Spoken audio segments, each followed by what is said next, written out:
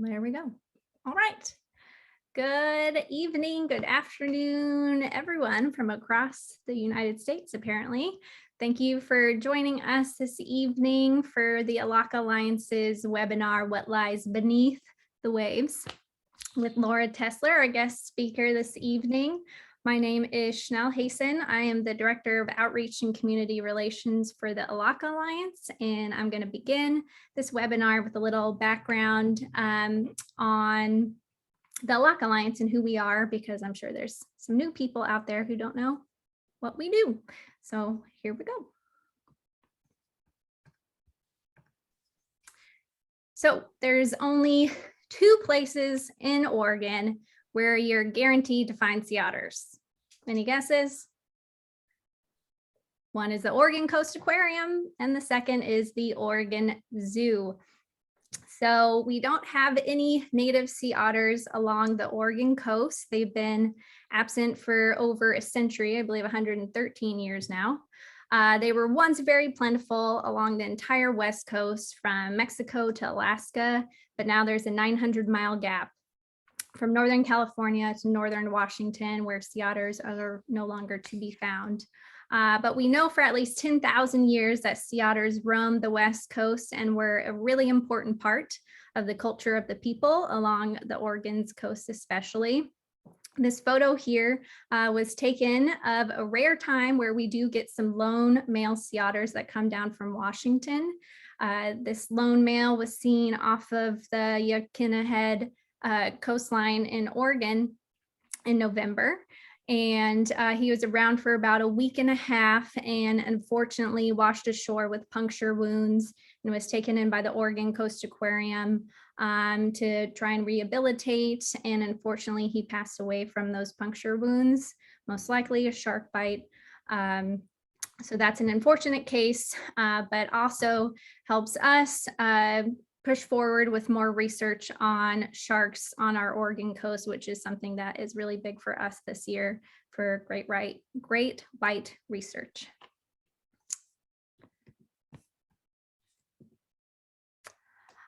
So as I said before, we know that there is a lot of cultural connections and history with sea otters along the West Coast. And you can see here is a map of the Oregon coast and the different indigenous tribes. And listed here for different indigenous communities is the word for sea otter. And so Chinook here, the word is Elakha, which is where our name is derived from. The late David Hatch was a Siletz tribal member of the Coos, Siuslaw, and Aleut descent. And he was searching for an indigenous name for a sailing dinghy he was building with his son. In a Chinook jargon dictionary, he found the word Elakha, and which led him to think, why is there a word for sea otter in here? Why aren't there sea otters on the Oregon coast? Where did they go?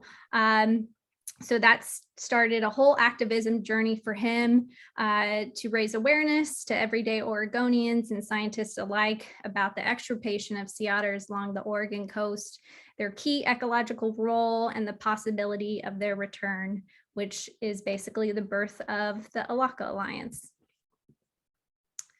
So our mission is to restore a healthy population of sea otters here in Oregon, and in the process also help make our marine ecosystems more robust and resilient.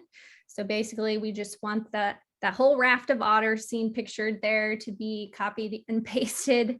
In that photo, you see a selfish plug of me scuba diving last October for the first time here in Oregon at Redfish Rocks Marine Reserve. And as you can see in the photo, there's a lot of urchins. We have a very abundant number of purple urchins, urchin barons here. And you can see they've been chomping on that holdfast of a bull kelp. So it's really pertinent that we bring otters back to help replenish our marine ecosystems and help keep those urchin populations under control. Something really big and exciting that you are the first to hear tonight is that our feasibility study is officially completed. The final version is now live on our website. We published a draft version several months ago, open for public comment and review. And with those comments, we have now finalized 12 chapters.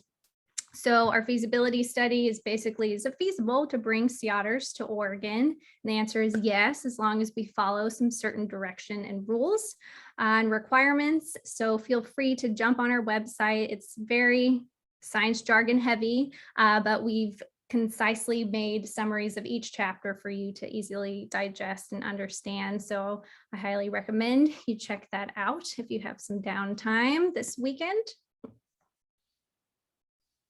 And for those in Oregon, we've got lots of beer news, goes hand in hand with Oregon's, I guess. But we have tomorrow, if you are free and want to enjoy some sunshine on the coast, myself and Bob Bailey from the Elakha Alliance will be at Pelican Brewery in Cannon Beach. They are launching their amber style ale called All We Need Is One and Otter, and it's their launch party. We're going to have prizes and giveaways, and proceeds from the pints of that specific beer will go to the Yolk Alliance. So woohoo, all great things. And our next webinar, we're going to be a guest speaker with Oregon Wild on February 2nd. It's our second topic update on sea otter reintroduction efforts on the Oregon coast. So you can go to our website on the events tab and register for that. And there will be some fun raffle prizes. And then last but not least, something that has completely exploded into a huge fun event. We are doing the first ever Oregon Otter Beer Festival. So it is confirmed Saturday, March 12th. Put it down on your calendars. It's an evening afternoon event, 6:30 to 10. It will be in Portland at OMSI. We're renting some space there. We've got 13 breweries from across the entire state of Oregon who created a sea otter themed beer using Maris Otter malt. And the proceeds of those sales at those different breweries go to the Elakha Alliance and our mission. And so we're going to have a huge celebration where you can taste all the beers. There will be other nonprofits there tabling. And lots of good time, a band, free food, great door prizes. It will be a really fun and exciting event, and hopefully a little more safe in the world that we live in a couple months. So yeah, tickets will go on sale soon. So be excited for that. And so if you want to stay up to date with what we're doing, go to our website and you can sign up for the Raft, which is our newsletter. You can also donate. That's always super helpful for little nonprofits. And be sure to check us out on Facebook, Instagram, Twitter, and YouTube. I am doing all those things, so I would be really happy to see some numbers grow tonight from all of you wonderful people to support our efforts. And here we go. So I'm really excited to welcome Laura Tesler as our guest speaker this evening. She grew up watching Undersea World of Jacques Cousteau and old Sea Hunt episodes and always thought it would be great to learn how to dive. We both figured out during our little chit chat before this presentation that we got certified in 2006, the same time. How funny is that? As divers. And so she loves diving. Obviously, as you can tell, she's been on over 300 dives, mostly in cold water, but she does enjoy to dip her fins in the warmer waters occasionally. And also, before I forget, if you have any questions during the presentation for Laura, please put it in the Q&A feature or the chat box. I'll be managing both. Woo, right as my throat gets scratchy. So I'm going to pass it on to you, Laura. Okay, thank you so much. I'm going to go ahead and pop my screen up. And hopefully this will work in our magic. And here we go. Can you see my screen, Chanel? Yep. Everybody see my screen? I don't see it. No. Okay. All right. Darn it. What am I doing? What am I not doing correctly? Gosh darn it. We see that screen share green arrow button. I do not see it at all.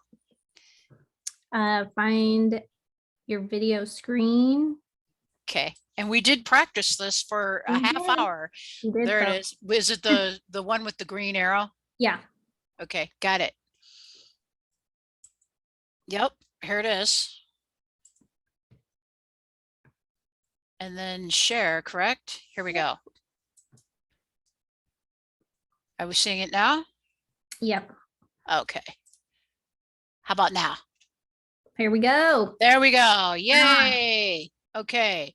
6 years of schooling and you can run a PowerPoint. Congratulations. Okay.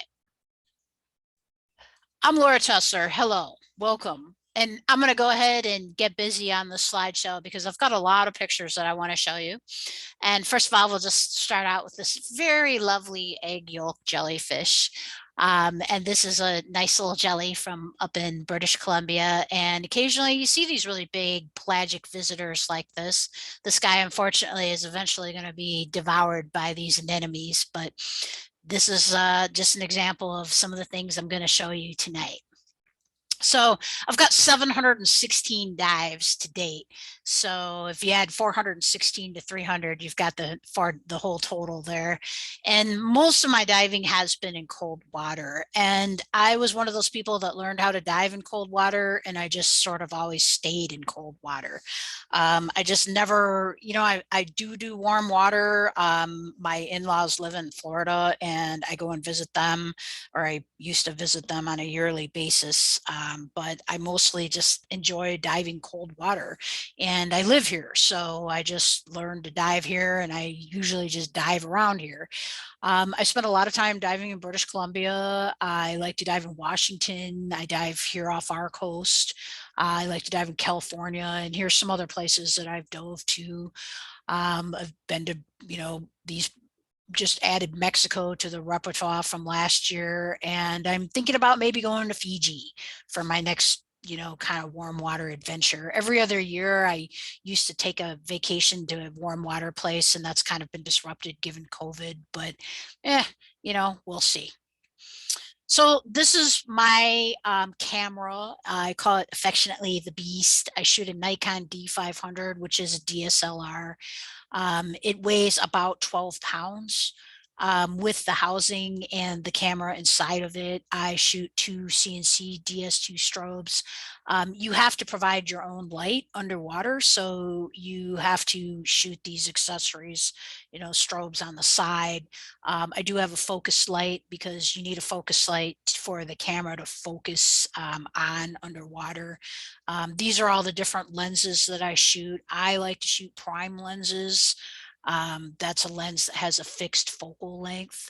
I do shoot a lot of macros, so you do see quite a few macro lenses there. The 45 millimeter would be a fish lens, a 60 is a macro lens, and a 105 is almost a super macro.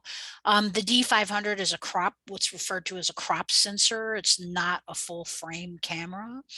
The main reason for that is because our viz here is not the crystal clear, beautiful, you know, Fiji style viz. So I don't shoot a lot of wide angle pictures usually. So I went with something that would accommodate my macro fixation. Although this camera does shoot beautiful, pretty much wide angle pictures. And I do shoot mostly fisheye lenses when I do shoot wide angle. And I do have a variety of dome ports that I use with different lenses. So there's some other equipment that you don't see in this picture. And I also have a diopter, which fits on the front of the camera, which is kind of like a microscope lens. This is just a picture of some of the equipment that we use. It's sort of a crossover with some diving gear that cave divers use. I use a backplate and harness setup, which is kind of a departure from a usual buoyancy compensation vest. This is just a personal preference for me. I like steel tanks. They're a little bit heavier. We use serious undergarments and neoprene dry suits. It's cold here. You do want to bulk up underneath your undergarment and, with your dry suit.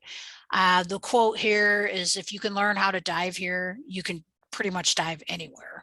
And when I go to Florida, people are pretty much like, what's your experience? And, people are like, oh, you can just sit in the front of the boat, your experience. When you tell them you dive in cold water, people are like, you're a pretty serious diver, because you're usually diving 30 to 35 pounds extra weight here, because, it's demanding here. You need extra weight because you've got an undergarment on and you've got a lot of extra gear too. So, and this is pretty much what you look like when you're diving off a boat. This is at Redfish Rocks, and this is everybody all geared up to jump in. So this is partially why it's such a great place to dive here. We have a lot of nutrients in our waters here, and we get a phenomenon here called upwelling. And what happens is that the deep water comes up and it hits the shore. As you can see in the diagram up at the top, it brings all this lovely plankton, right up into the shore, and it brings into an upwelling situation.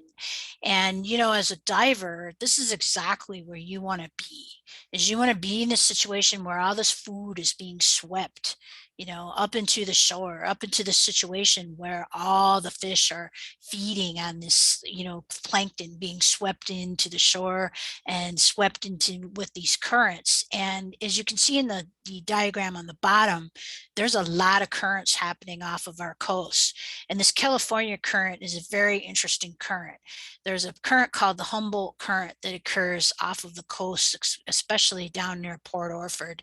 And that is a very interesting current that does a funny thing in the wintertime, because it reverses. It goes one way during the summer, and then in the winter it turns around and it turns the other way. And that brings a lot of food into the coast. And when the plankton and the other food starts coming into the coast, that's when fish really start to feed, and it brings the bigger pelagics in close to our coast. And that's why we get so many gray whales, and you start to see the whales moving up and down. They're following the food that's being brought by the currents. So these currents, this is what influences all this lovely sea life that we get. So let's start in British Columbia, and then we're going to work our way north. And I'm going to keep an eye on this time too as we go. So British Columbia is pretty much the primo diving experience for cold water. And the reason being is because the visibility, and when I say that's what I'm talking about, is visibility. And the visibility in British Columbia is often 100 feet, often 100 feet. The last time we were up there, the person comes and apologizes to us because the visibility was only, 50 or 60 feet that day. And we're looking at each other like, hey, 25 feet is exciting, So, I mean, you can easily get 80 to 100 feet visibility up there. So we like to go up to British Columbia in the fall, because that's when it's usually the best conditions. And wintertime, not so much, because it starts getting stormy up there. And in the early spring, that's a good time to go up there as well, because the fish are sitting on eggs, and you can see a lot of, fish egg interaction, and you can also see a lot of juvenile fish. When, summertime can be good, but you can also get phytoplankton blooms. So you want to really kind of stay away from that time.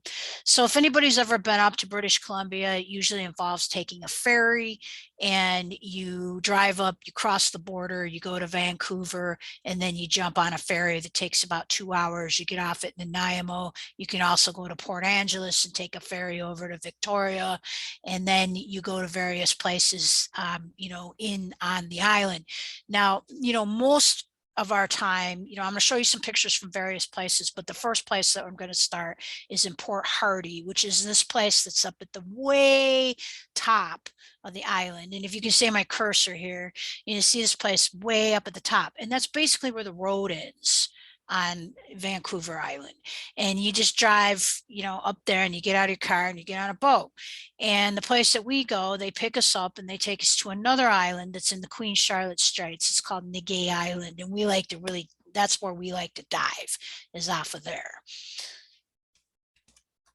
And this is the kind of viz that you get.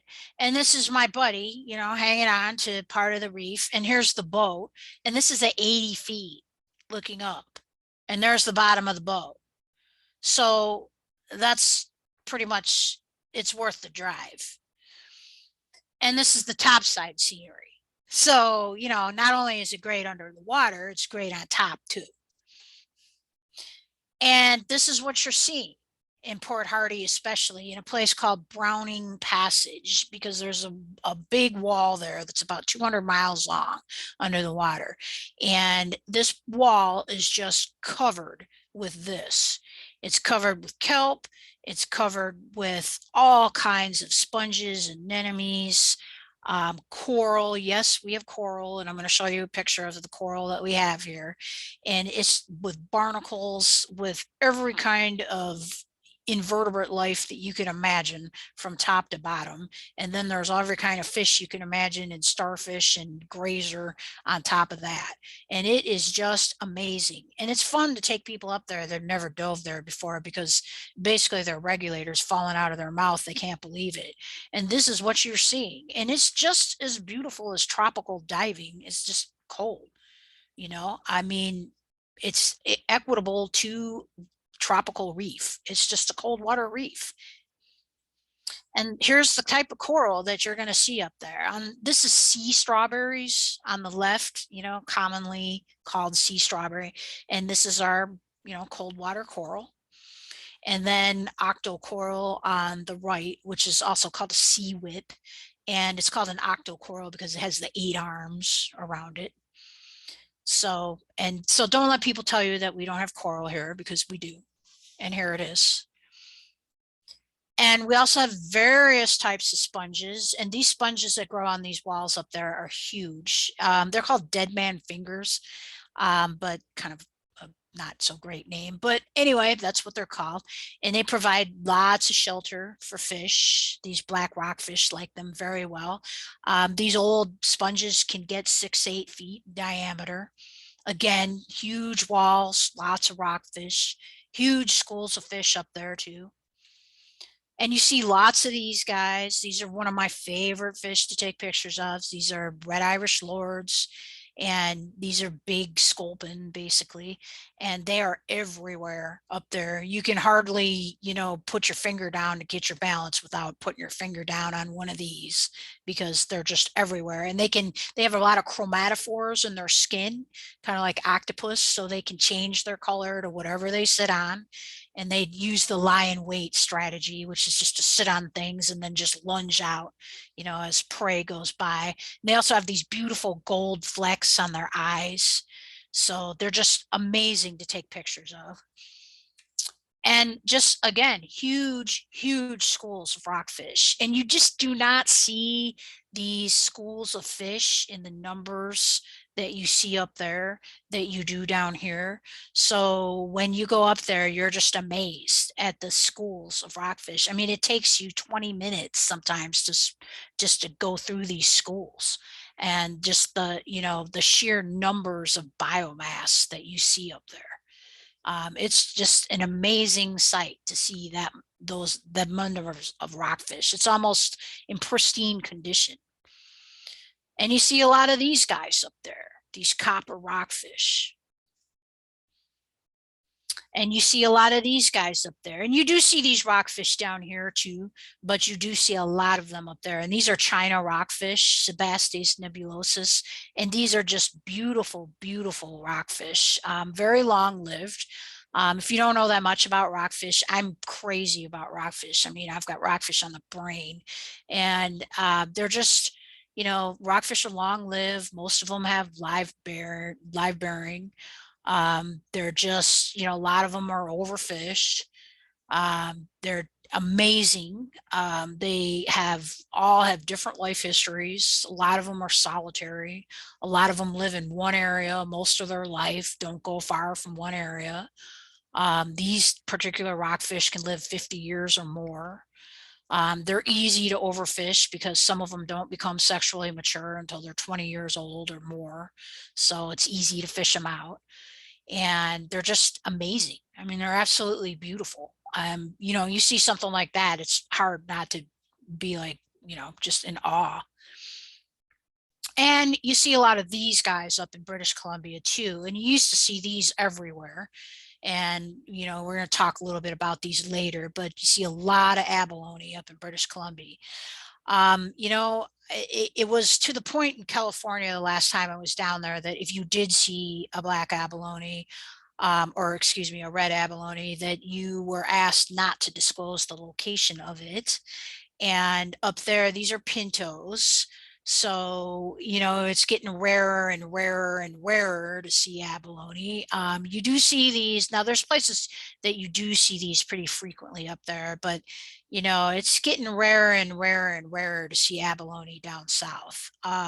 So, you know, it's really sad. It makes me sad to say that you just don't see abalone like you used to. And there's a number of reasons for that, but in British Columbia, you do see abalone. You don't see them like you used to years ago, but you do see them more frequently up there than you do down here. And they're just beautiful. I mean, they're amazing. Abalone are just amazing creatures. This one, there's the eyes right there on this one.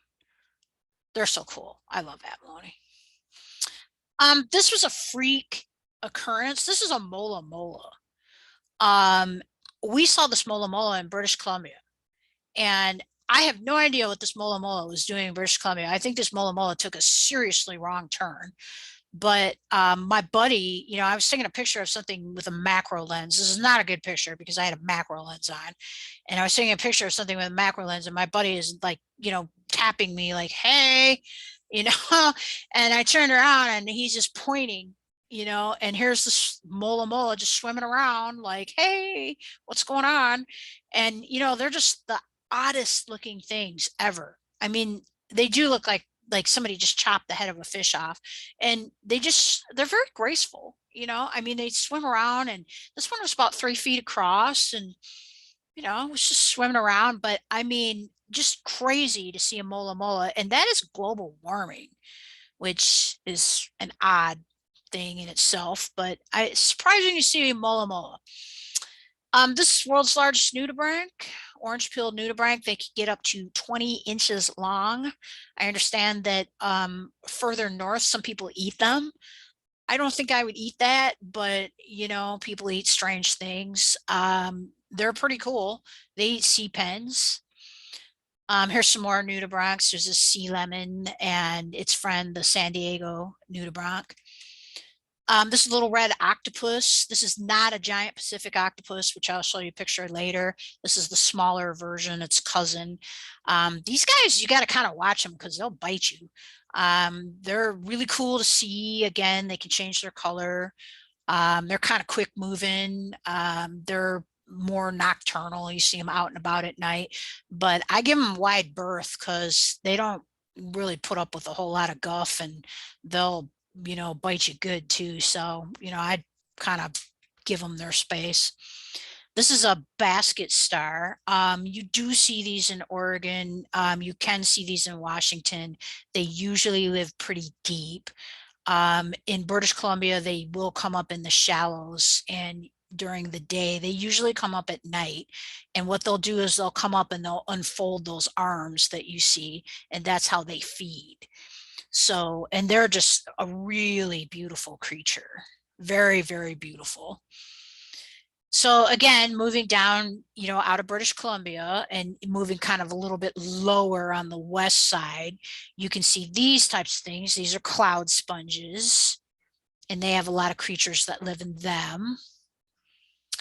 This is a tiger rockfish, and this is a rockfish that you could see in Oregon, but again, this is rockfish that got severely overfished and hammered, and they live a long time. This is a rockfish that can live over 100 years easily.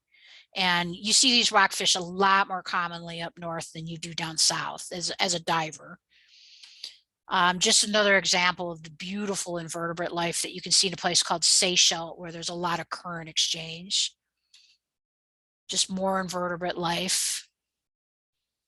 Lots of these guys at times. This is like what they call a blackwater picture. This is a red-eyed medusa, which is a little tiny jellyfish, which is about 3 inches long.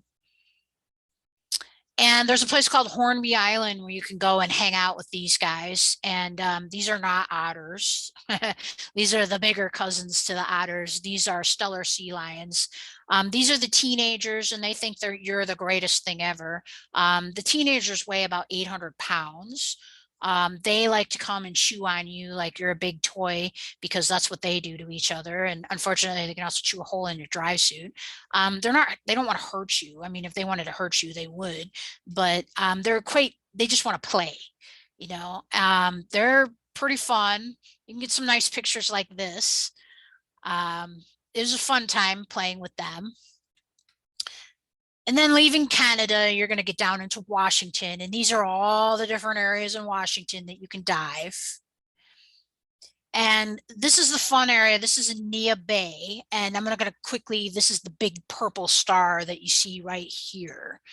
Okay, so this is this big area. This is the Strait, the Juan de Fuca Strait, where all this water is just rushing in here. This is big, big diving water.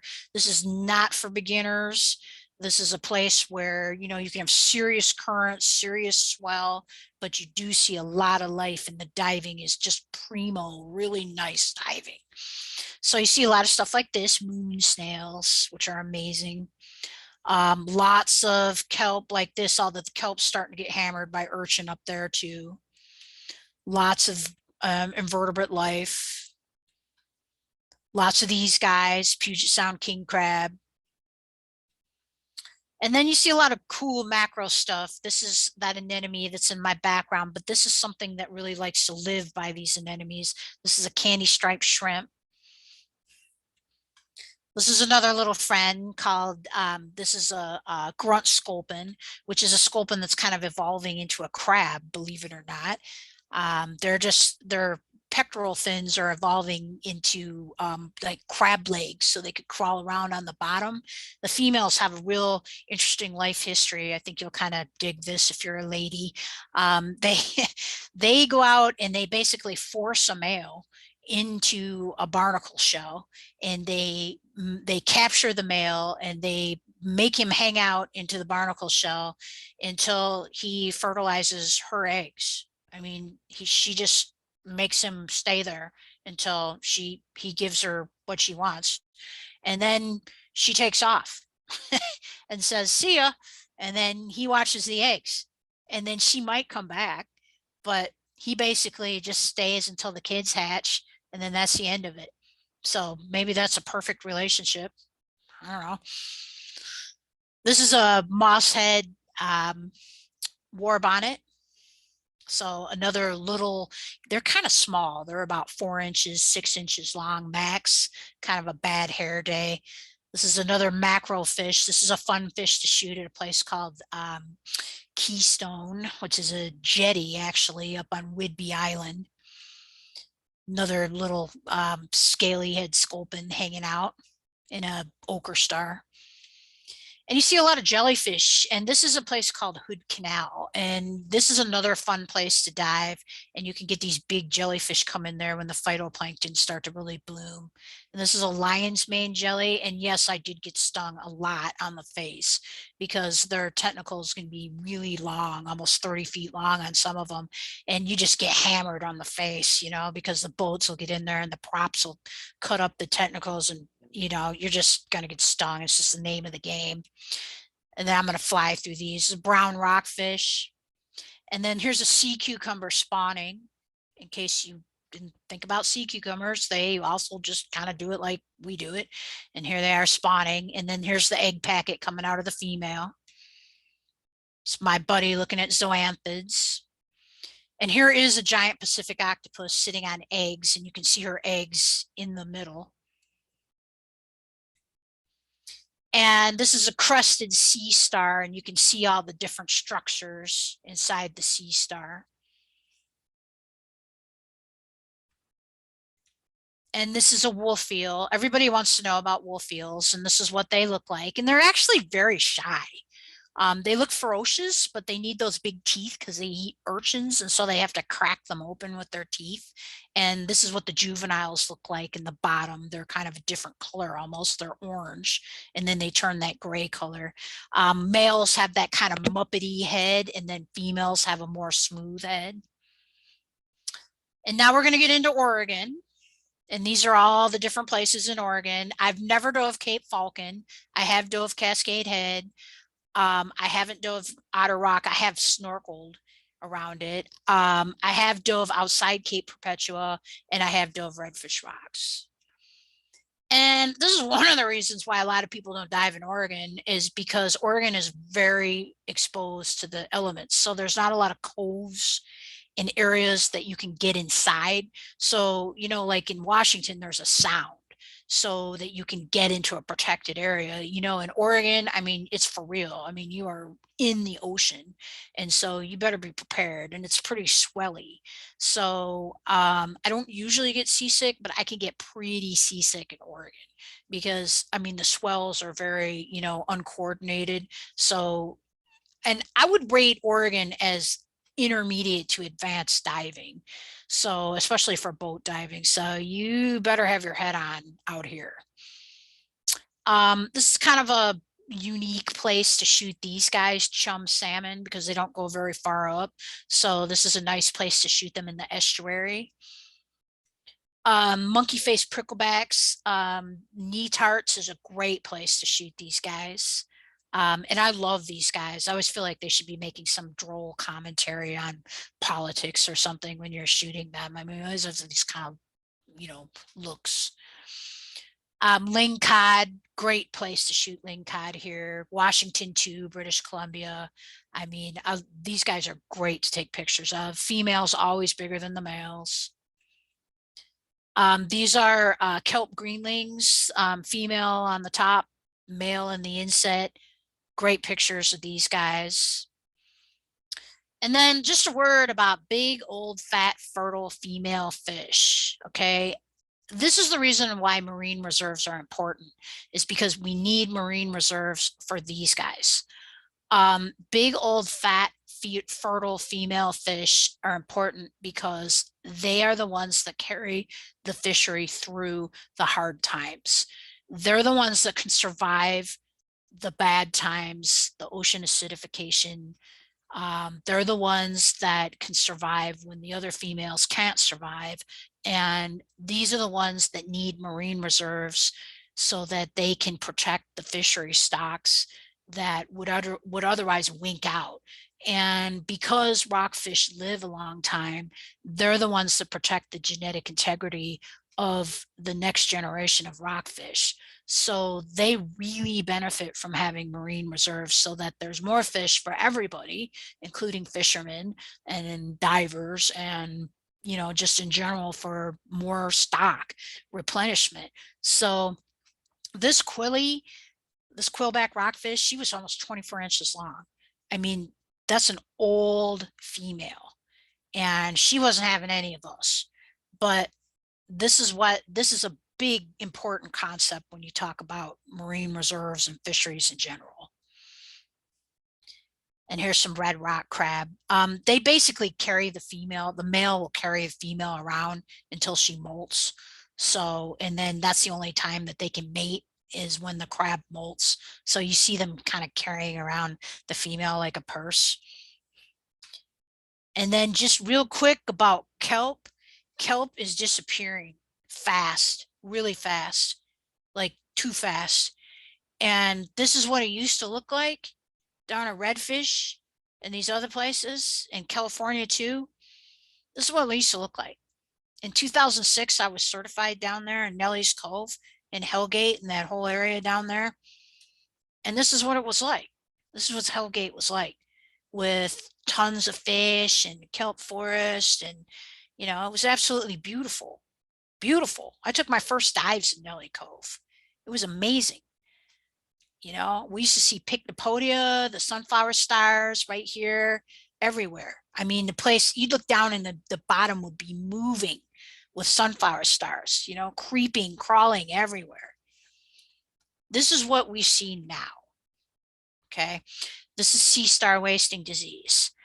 You know, this, I mean, they just melted, they died, they wasted. I mean, you were literally crying underwater seeing this. It is not a good situation. It's not a good situation. This is what you see in Nelly's Cove now, is these guys. There's red urchin. That's a big fat red urchin. This is, you know, I mean, this is what you're seeing in Nelly's Cove. This used to be covered with kelp. It's pretty, the purple bryozoan, but this is all that's left because they've eaten everything else. All that's left now is this purple bryozoan, and this ochre star is kind of grazing, and this anemone. This is all that's left because all the kelp is gone. Even the holdfasts are gone. So they've eaten it right down to the rock now. And this is why Redfish Rocks is called Redfish Rocks, because of redfish. This is a vermilion rockfish, which is, you know, generally called a redfish. But these are such a beautiful fish. I mean, this is one of the top tier favorites of my rockfish friends. I mean, and you find them deep. They like the deeper reef. I usually see these guys 80, 90 feet. And this guy is doing a threat display.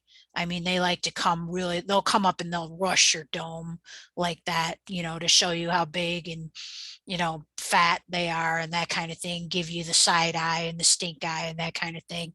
But yeah, they're just absolutely beautiful. And this guy was down there, you know, giving me the eye.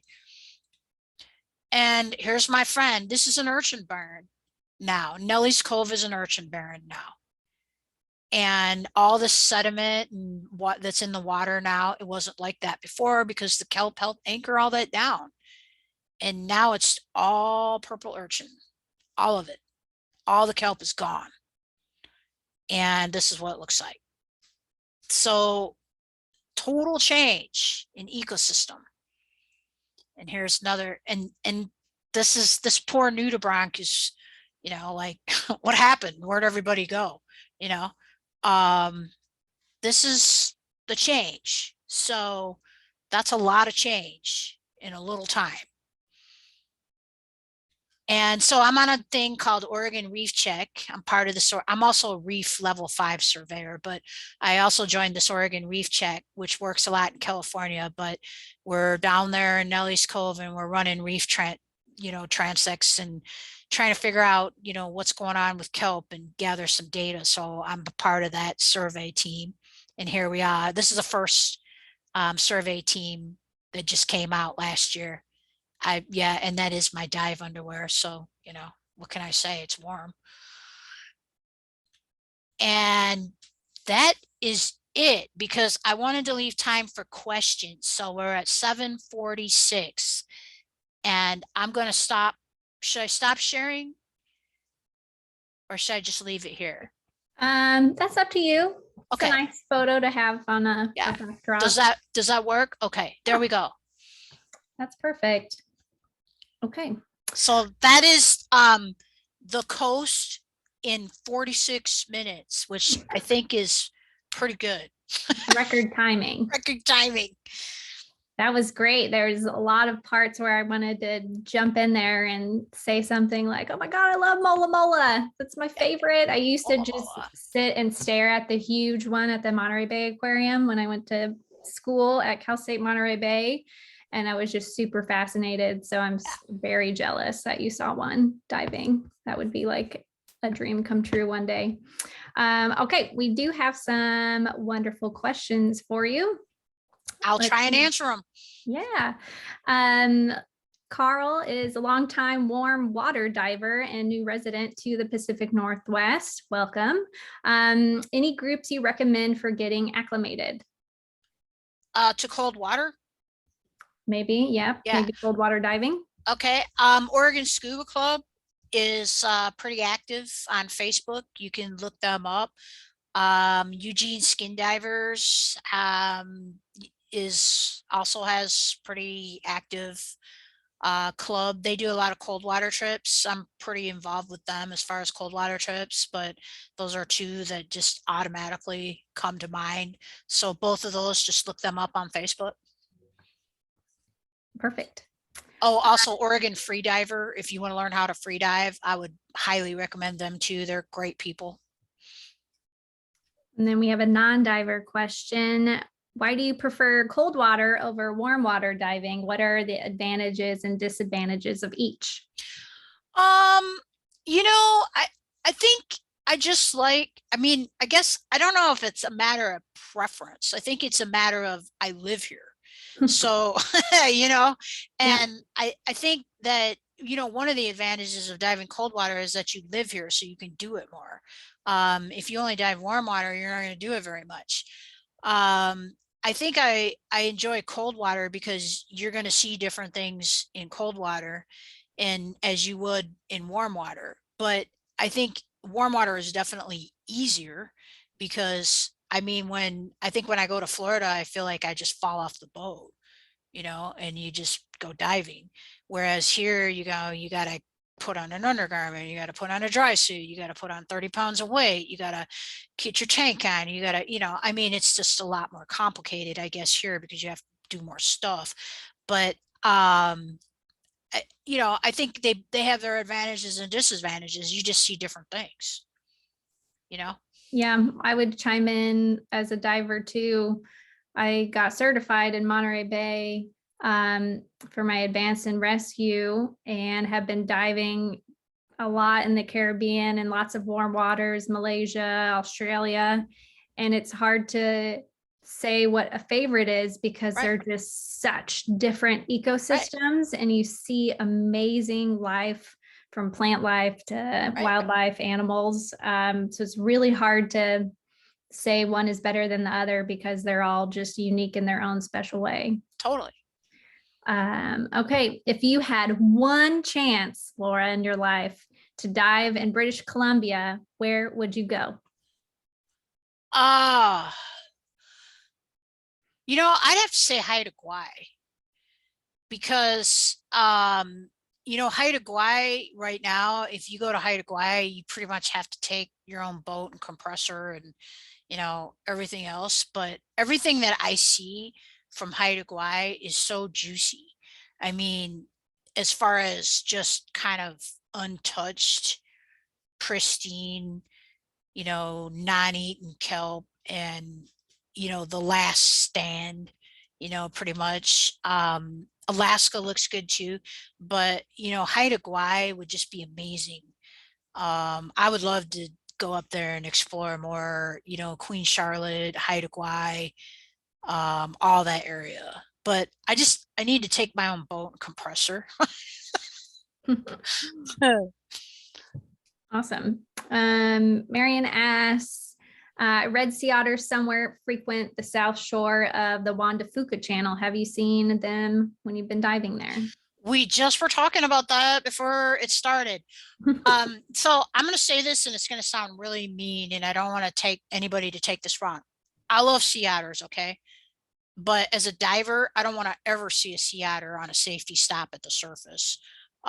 Because I mean, people are, as a diver, you don't want to be fooling with the sea otter at the surface because they can be not okay. They are known to rip your face off basically. And so, when we were diving in Juan de Fuca, there was actually an area called Tatoosh Island, and that's where you can see them. And we were kind of almost cautious of not coming up by them because they can view you as a threat, especially if they have babies, because they wrap them in the kelp, while the mom is away. And I didn't want to have an enraged, like come up and have an enraged sea otter rip my face off when I was at the surface. So it was kind of like, hey, sea otter, um, so, at a distance, hi. There are so many wonderful questions. So thank you for your patience while I get through them. What makes cold water less visible than warmer water? Oh, the visibility actually in warm water can be better. I mean, they're both, visibility is the same. It depends on what the phytoplankton, is like. So if you have a lot of bloom, if there's a lot of phytoplankton in the water, it doesn't really matter if it's warm or cold. It just depends on, is there a lot of currents or a lot of phytoplankton? Is there a lot of sediment? I mean, what's the wind like? That's what affects the visibility in water. Yeah, there's lots and lots of factors. Yeah. Do you have a photo book out by chance that people could purchase? Oh boy. Yeah. If like David Dubélé just put out a really nice book. No, I don't have a photo book. I did do a calendar this year. The calendar was crazy how it sold. It was just kind of an experiment. I do have an Instagram. I do have a Facebook site. I do stuff on there. Feel free to follow me on there. I'm gonna do another calendar next year, I think.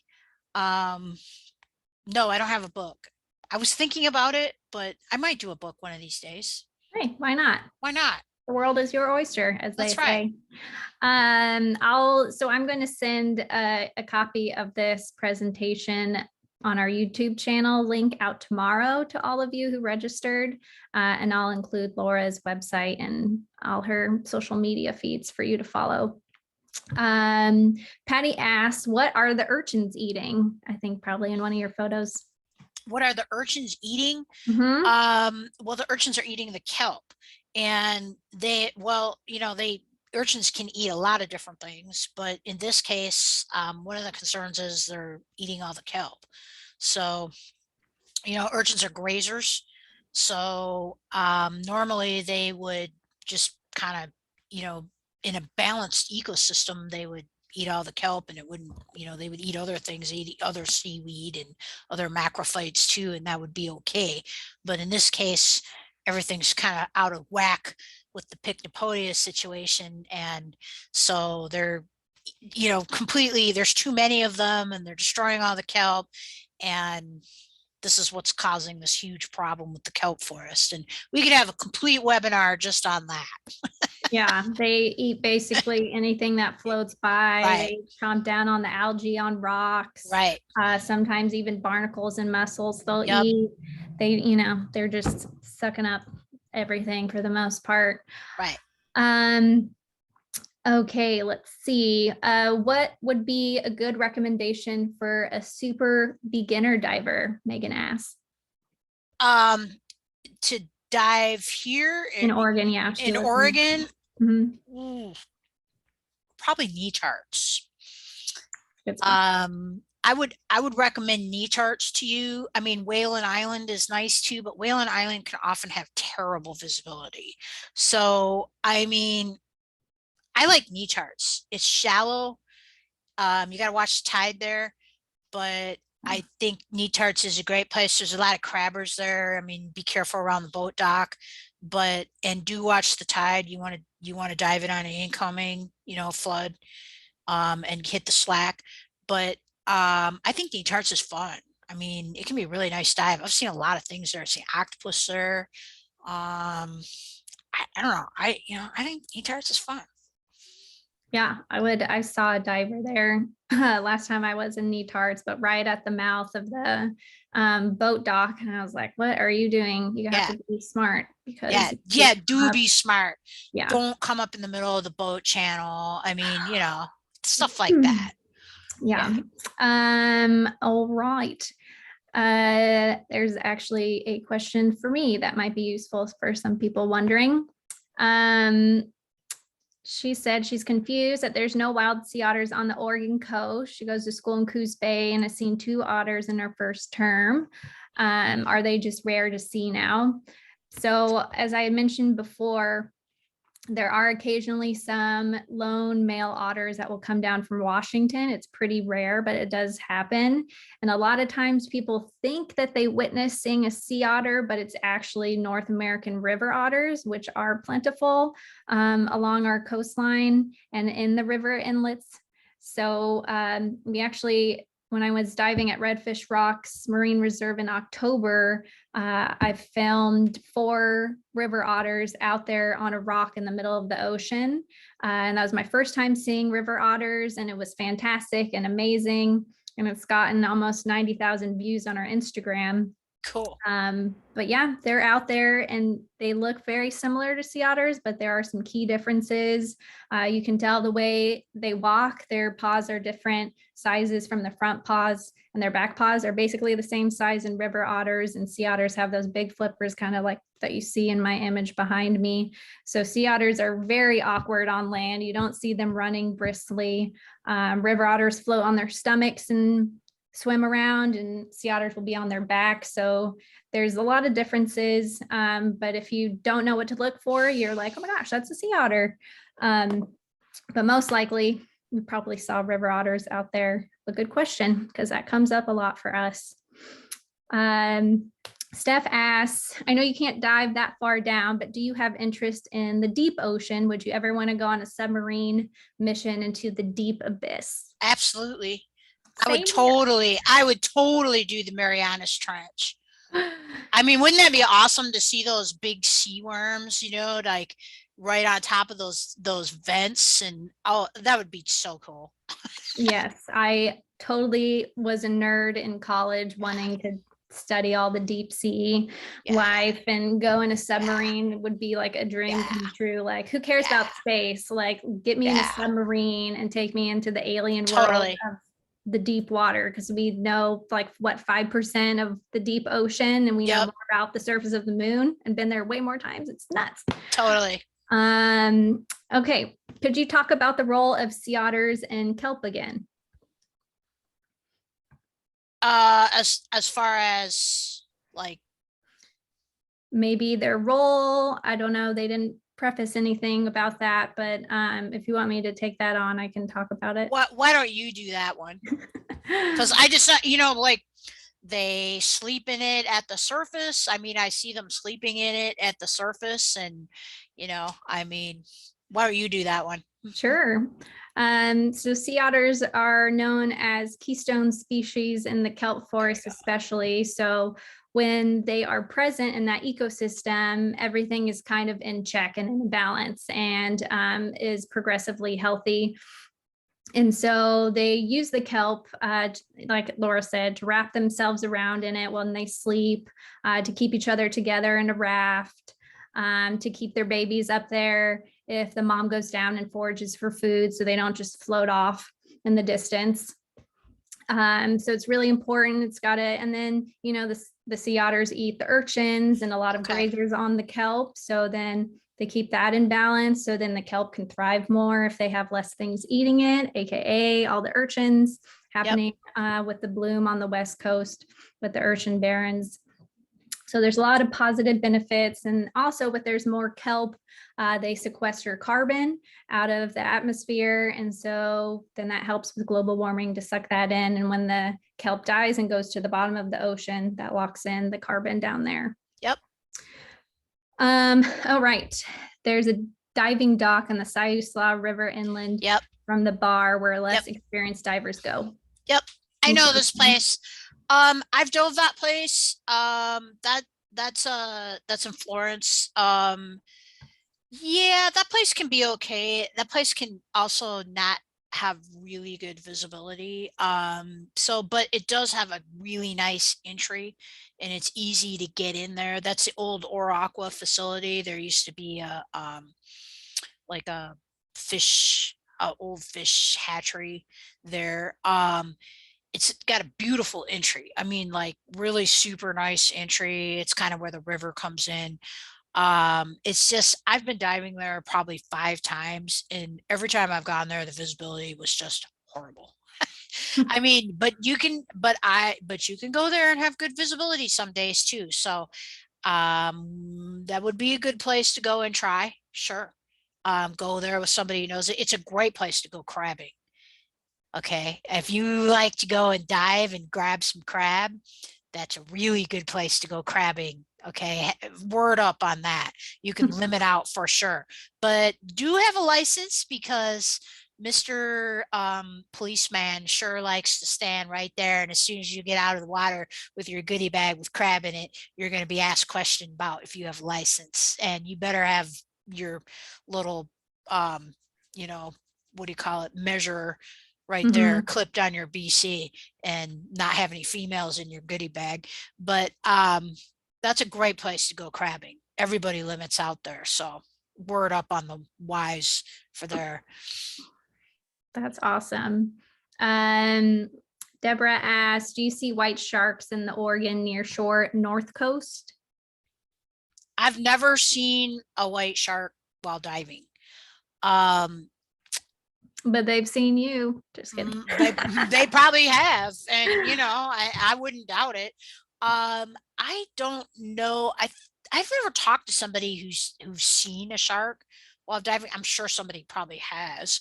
I don't think I'd want a shark to see me while I was on a surfboard when I looked like a seal, but it'd be cool to see one.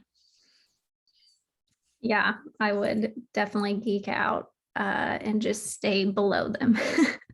I mean, I've seen sharks while Yeah. diving, but I have not seen white sharks, and I have not seen a shark here. I mean, there are sharks. We do have sharks here, cold water sharks. We have 6-gill sharks in the Hood Canal and in Washington. I've never seen one. I'd like to.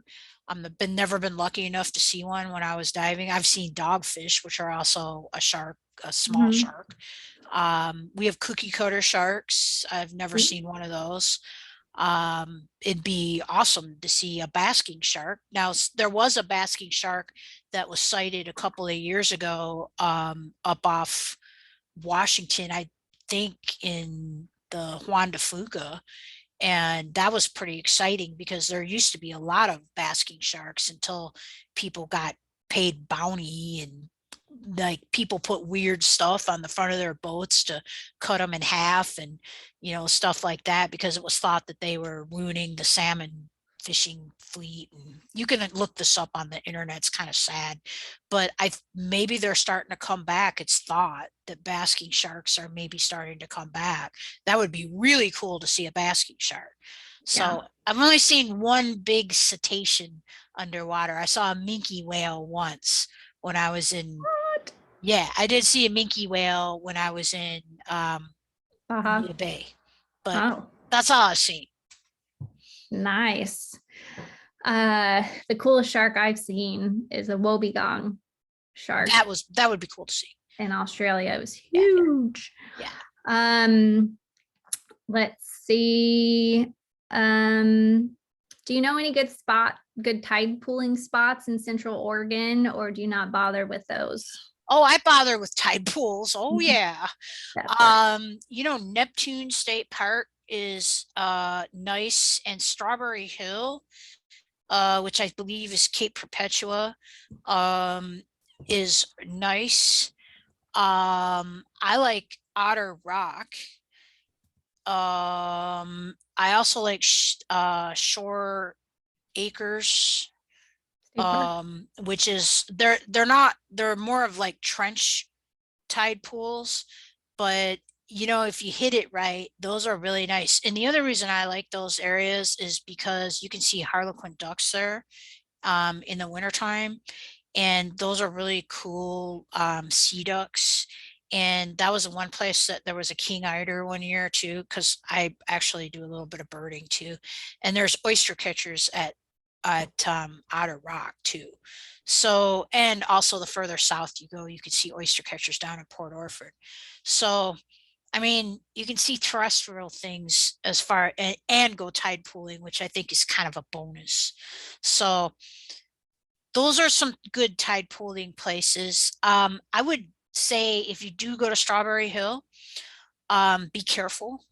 because you can slip and fall in the water and drown, which people have. So just be careful, and do not go there in the summer on the weekend because it's impossible to park and there's a million people there. But that would be my advice. Awesome. Yeah, we have some great commentary on other sites along the Oregon coast. Kate named a few if you want to check in the Q&A box. Yeah. There's lots and lots. The Oregon coast is amazing and Yep. beautiful, and some of the best Yeah, coastline for sure. And on the West Cape Coast. Falcon, I think, has some places that you can go. And yeah, there's like tons of little places I'm sure that I don't, know about that you can check out. Yeah. Deb mentions on the visitoregoncoast.com site, they don't even mention diving as an activity. Maybe we should change that. Well, I think it's because there's not a lot of, like I mentioned, there's not really a good charter boat set up here. I mean, we're trying to get one started in Port Orford. We're, because there's kind of a little shelter there and there's sort of a setup there. It's just hard because there's not really a lot of sheltered areas to dive. It's an open ocean situation. You need to know how to blue water ascend. It can be rough. The visibility can not be the greatest. And, you need to be an intermediate to advanced diver. So, and a lot of people want to take you out on their fishing boat, and somebody's rigged for tuna doesn't necessarily mean they're rigged for taking you out diving too. So, I mean, it's it's kind of like you have a friend with a boat, right? So I think eventually it would be great if there was. I mean, there is one guy who does take people out of Cape Lookout, but I think he's more rigged up for people that like to spearfish, and that's fine. I mean, but again, it's not a regular thing. And I think he does a lot of fishing trips. He's not really a regular diver. There was a person that used to take people out to Port Orford Reef on a normal, basis to go out and dive, but that person passed away, and I don't think I don't think anybody else picked up his charter business. Awesome. Well, I think that is it with our questions. That was a plethora of amazing questions. Thanks everyone for all your great chit chat in the chat box. I wish we could share that via YouTube, but I don't think we can. For those watching, you're missing out. But yeah, if there's anything else, any last parting words, Laura, you want to give to our viewers today? The anemone behind me is a crimson anemone. I was going to say that. Yeah, it's a crimson anemone. The person almost had it. It says crimson or a snake-lock anemone. And yes, and somebody just said Cape Perpetua has tide pool ambassadors. That's right, they do. And I wish I had more time, because I would totally be a tide pool ambassador, because I love what they do. And the person who is a tide pool ambassador, thank you for doing that, because it's a cool thing. And I love that people do that, because it's important. Yes, very much so.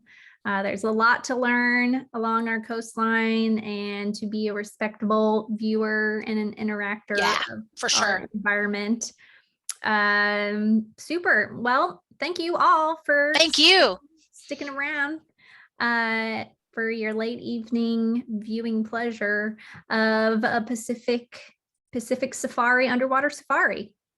So great. So yeah, like I had mentioned before, our next presentation will be on February 2nd with Oregon Wild. So check out elakhaalliance.org for our upcoming events and our otter beer. I forgot that I had the shirt here to show you. Our Oregon Otter Beer Challenge. You can get some cool swag via our store and our website. So thank you very much again, and we hope to see you at the next presentation. So long.